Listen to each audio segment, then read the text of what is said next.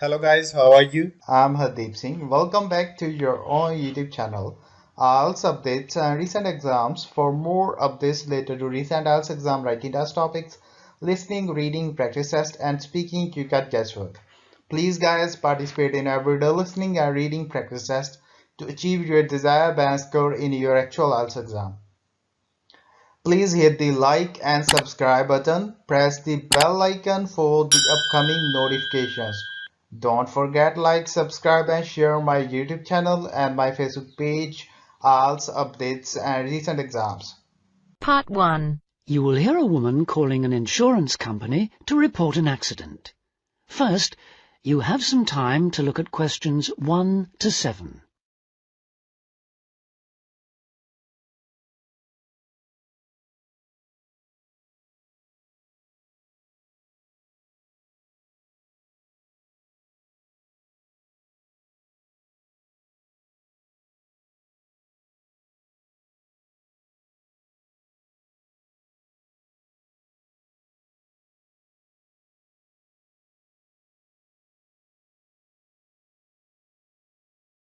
Rawlings Insurance. Good morning, can I help you? Oh, hello. I'm ringing to report an accident. A car accident? Yes. Just hold the line a moment, please. I'm putting you through to our motor insurance department. Hello? Hello? I understand you want to report an accident. Yes. My car's been damaged. Someone came out in front of me. Could I just check a few personal details before we go any further? Oh, yes, sorry. Your name, first of all. It's Elizabeth Rickard. Is that R-I-K-A-R-D? It's spelt with a C, not a K. Oh, okay. And your date of birth, please. It's the 8th of October, 1975. And lastly, I just need to check your address. Oh, actually, I moved house last month, so the street name's different. It's 60 Forest Road. I think you've got 22 Ash Avenue on your records. I have, so I'll just make a note of that. That's fine. And is that in the same town still, Callington? That's right. Right. Now, do you have your insurance policy in front of you? Yes, I do. Can you give me the policy number, please? It's at the top. Oh, yes. 50924? It's in a box. It should start with letters. Oh, CZ8809? That's the one. And now I want to ask you about the accident itself. Is that okay? Yes, that's fine. First of all, did it happen today? No, it happened yesterday evening, but by the time I got home it was late, so I didn't call. That's not a problem. So, let's see.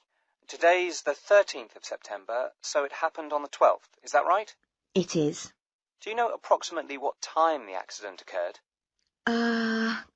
Oh dear, I wasn't wearing a watch and I was a bit shocked, but I'd say it was between 8:15 and 8:45. That's okay. I'll just record that it happened at about 8:30. It doesn't matter exactly. And I don't suppose you've got any supporting evidence, have you? I mean witness statements, that kind of thing. I don't have witness statements, I'm afraid, but I've got a police report.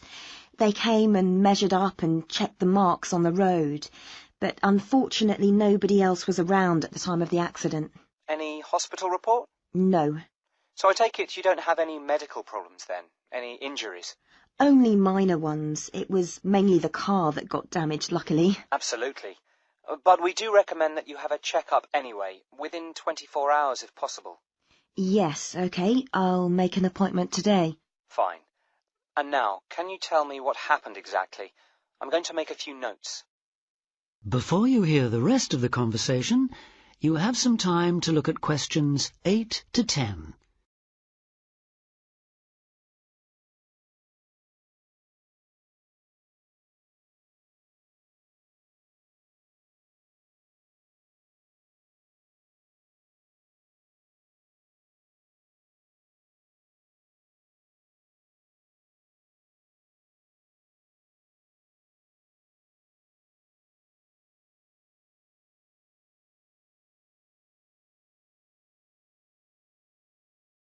I was driving home from the swimming pool and I don't know Callington at all, so could you describe it for me?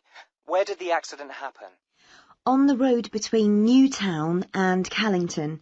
I was driving from Newtown, heading towards Callington, and... OK, just let me draw the road layout. Right. OK. When you leave Newtown, there's a sharp bend in the road, and then there's a railway bridge. OK.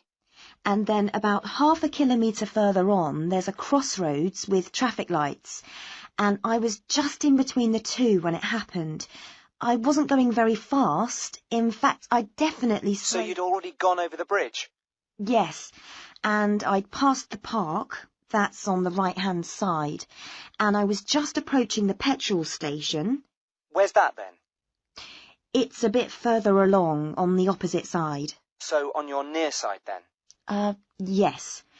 As I was approaching it, I saw a blue van coming towards me. The driver had stopped in the middle of the road. Was he indicating? Yes, he was waiting to turn into the petrol station, but then at the last minute he decided to turn right in front of me. He must have thought he had enough time, but I had to swerve to avoid him, and I came off the road and landed in a ditch on the opposite side. I don't suppose he stopped, did he?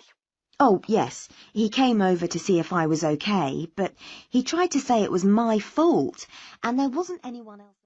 That is the end of part 1. You now have half a minute to check your answers.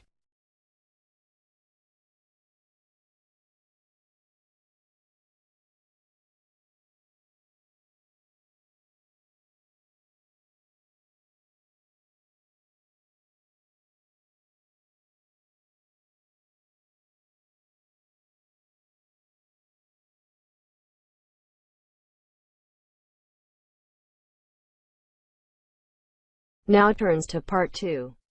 You will hear a woman talking on the radio about a project to conserve dormice in one area of the UK. First, you have some time to look at questions 11 to 14.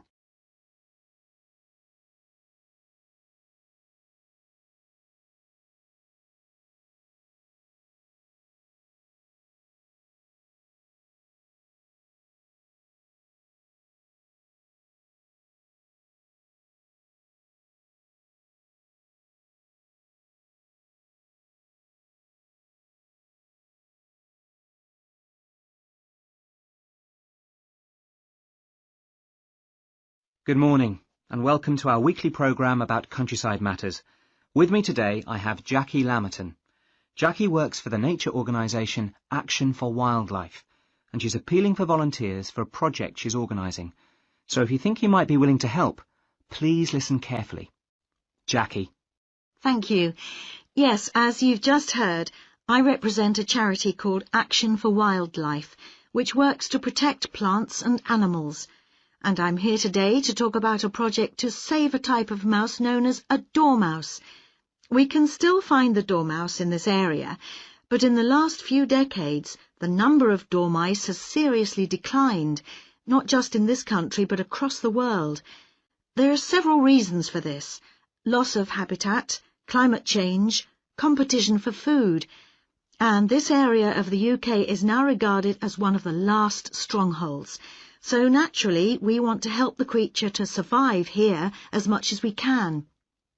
The aim of the first stage of our project is simply to identify specific locations where dormice are still to be found and estimate the number we have here. So I'll just tell you a little bit about the creature in case you don't already know. The dormouse is a very attractive, very small mammal. It only weighs about the same as a couple of pound coins. It's bright golden in colour, and it has a thick furry tail and big black eyes. Now, you've probably all seen a picture of a dormouse, but you're very unlikely to have seen a real one because they're strictly nocturnal. Also, they hibernate from October to April, so it's not around at all for about half the year. So where is the dormouse to be found? Well, dormice need to be near a variety of trees and plants, so they can be sure of a continuous supply of food throughout the spring and summer. They feed on flowers, pollen, fruit, insects, ripe nuts, things that are available in turn as the summer progresses. Here in the UK, the dormouse is most likely to live in places like hedgerows or woods, or at the edges of farmland. So how do we find out exactly where dormice are?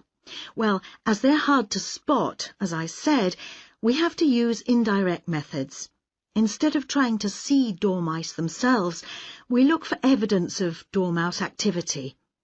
Dormice eat hazelnuts, so we'll be looking for the shells that dormice have opened to get at the nut inside.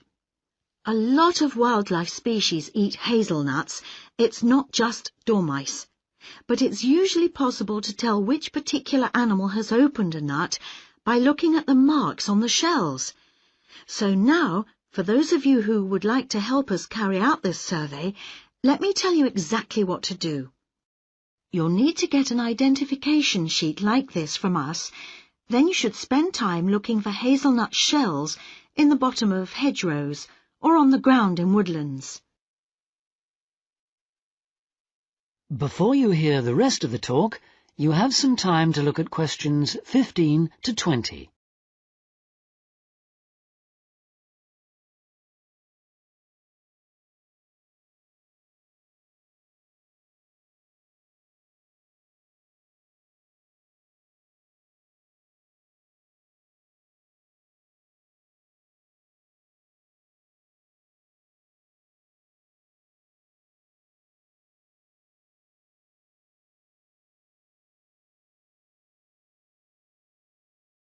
If you find one, use the identification sheet to try and establish what kind of creature has opened it. You'll see from the pictures on the sheet that different creatures do it in different ways. For example, you'll see that insects make a small hole in the shell, less than 2 millimeters across. Then there's another type of mouse called a wood mouse. Wood mice make a hole in the shell too, but they leave parallel tooth marks on the inner rim of the shell, as well as rough scratches on the surface.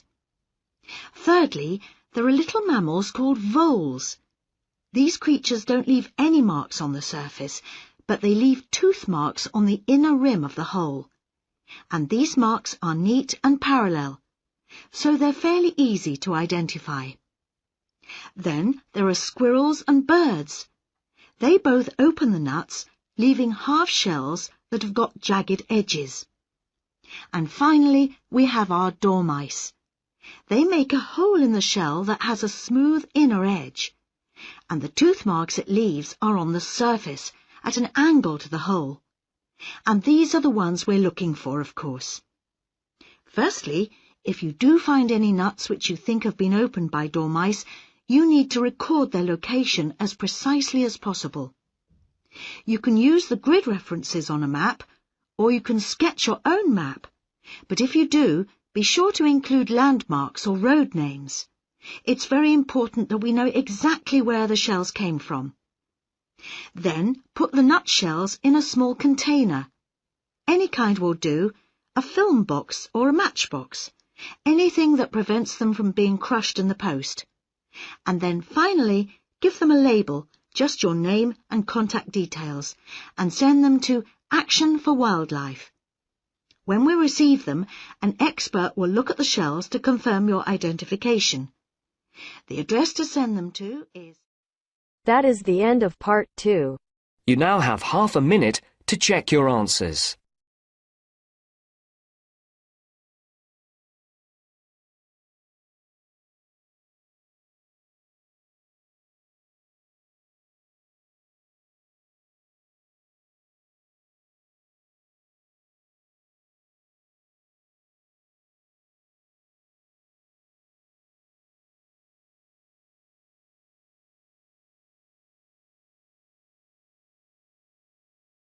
Now turns to part 3. Listen to the conversation between Bill and Anne, two students who are discussing the talks they have to present to their social psychology class. First, listen to the first part of the conversation and answer questions 21 to 25.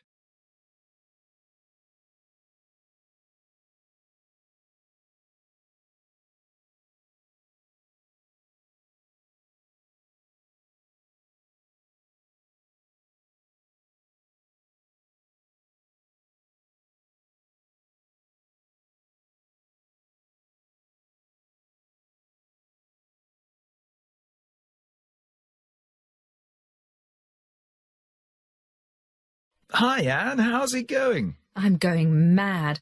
I haven't even started preparing my talk for tomorrow's political science class. Me neither. I've been so busy looking after my mum. She's still ill. Yeah. The doctor says I should get someone to do all her cooking and cleaning for another week or so, but we can't afford to employ someone to help her. The neighbours are all too busy. It's not that I'm too busy with my other classes. That's really tough. I've got no excuses for not being prepared. Too much time playing computer games. How many times have I told you? I know, but at least I've got a topic. Which is? Well, it's about an experiment in Los Angeles, I think, that I read about in social studies at high school. It's about how wearing a uniform can change people's personalities. This professor got a lot of his students to agree to take part in an experiment during the summer vacation, but he wouldn't tell them anything about it. As the conversation continues, answer questions 26 to 30.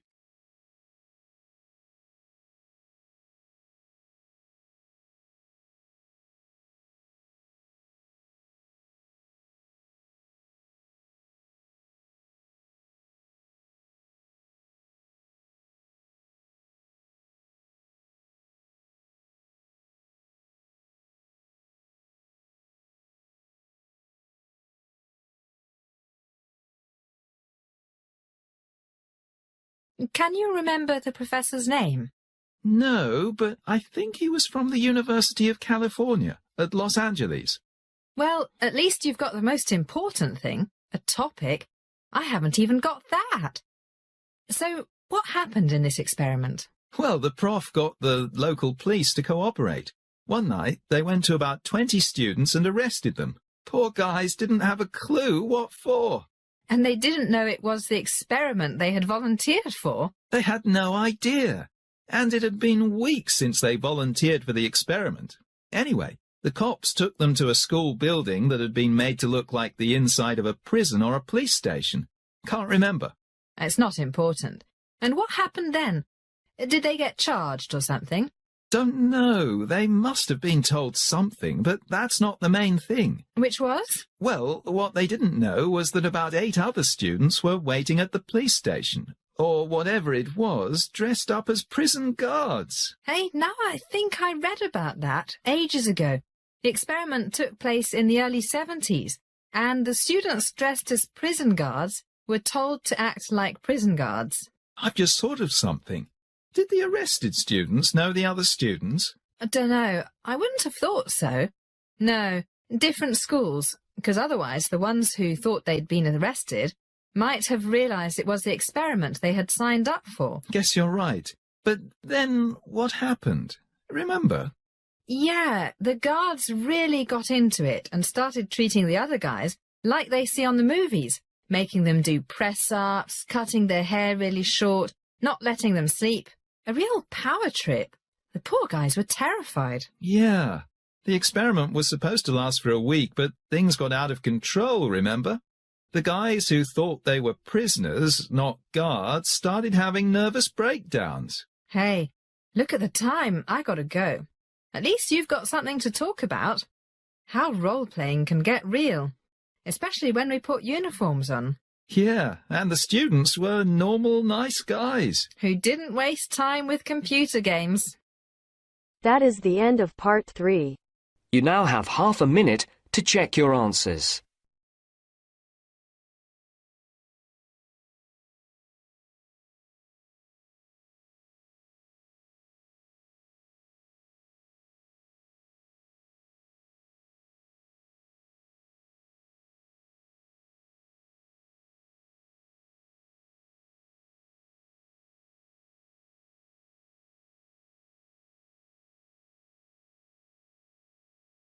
Now turns to part 4. You are going to hear a lecture about sales and marketing. You now have some time to read questions 31 to 40.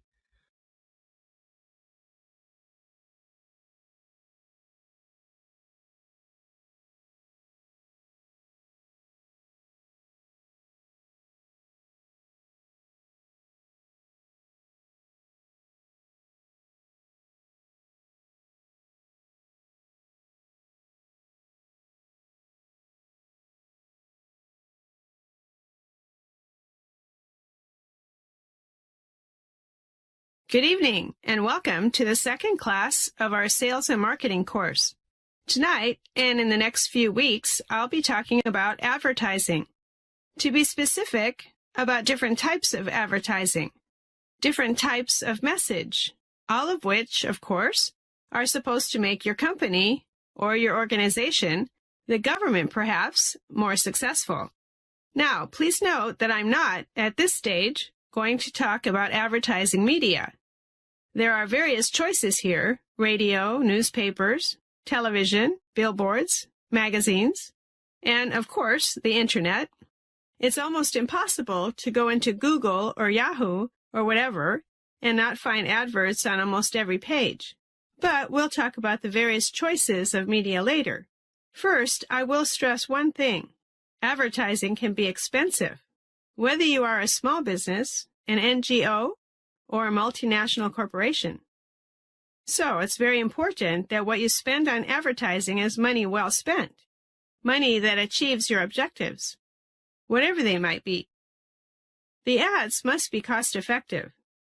It is therefore essential to use the right type of advertising with the right message that make it effective. There are several types of advertising, aiming to promote one, sometimes more, of the following things: brand name, company image, a product, a service rather than a product, or a group, like a manufacturers association or a cooperative. Can you think of anything else? Right, you might want to make people look after their health better and associate your company with things that can help them do this. But the common aim is that the advertiser wants to change or reinforce people's attitudes and perceptions, and in most cases, their behavior, maybe their buying habits. Which type you choose depends on your objectives. All clear so far? Good. Okay, let's look at a very common type, advertising designed to promote a brand name. If you go out to buy many types of product, toothpaste, detergent, cheese, how many of you think of the name of the company that made it? Right, you don't usually think of Procter & Gamble when you buy the company's Tide laundry detergent, or Cascade dishwashing powder, or the Kraft Company when you buy Philadelphia cream cheese. That's right, Philadelphia cream cheese is a registered brand name. In fact, the name of the company, Kraft, is hardly noticeable on the package. The point is that these companies have successfully promoted the name of various products, and consumers buy these products primarily because they recognize the brand name and may not even know the name of the company that makes it. So, advertising to promote a brand name is designed to create and keep strong image in the customer's mind of the product, not the company. For example, would you buy Shell? You know, the big oil company. Would you buy Shell beer? It's a famous company, but probably not. Imagine. But what if Shell had bought a brewery and marketed a beer they called Granddad's Old Ale? You can bet that the word Shell Oil Company would be in the smallest print possible and would never be mentioned in Granddad's Old Ale advertising. But when you buy a can of Shell oil or some gasoline, the word Shell is big and everywhere. So, there's nothing better than a good brand name. Now, let's look at another type of advertising. Advertising that is designed to promote a company image. Imagine you've started a new company. You might want to start by getting the company name known first, before you worry about advertising your products and services.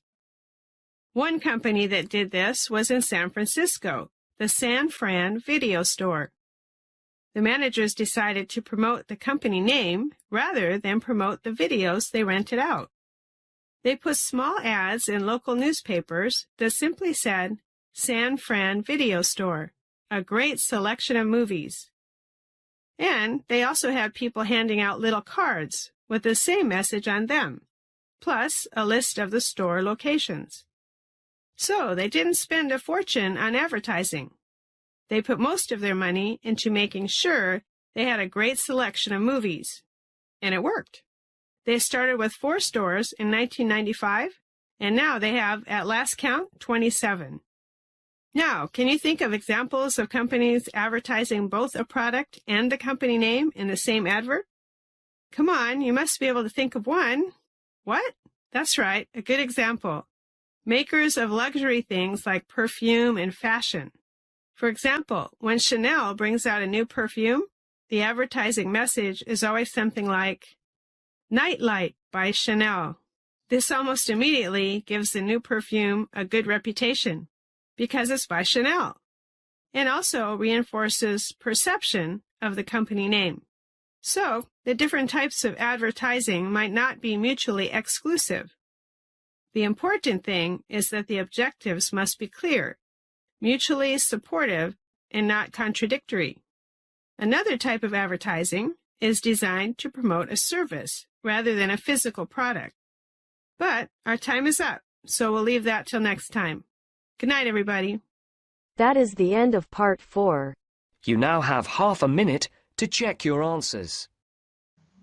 So guys, don't forget like, subscribe and share my YouTube channel and my Facebook page. IELTS updates and recent exams. For more updates related to recent IELTS exam writing as topics, listening, reading, practice test and speaking, you got guesswork. Please guys, participate in everyday new IELTS listening and reading practice tests to achieve your desired band score in your actual IELTS exam. For more IELTS material, visit my official website www.ieltsupdatesandrecentexams.com. The link is given below in the description. If you need PDF files of latest IELTS material, then please join my Telegram channel. So guys, please write your score below the comment section. Again, thanks for listening. God bless you all guys. Stay tuned, stay safe.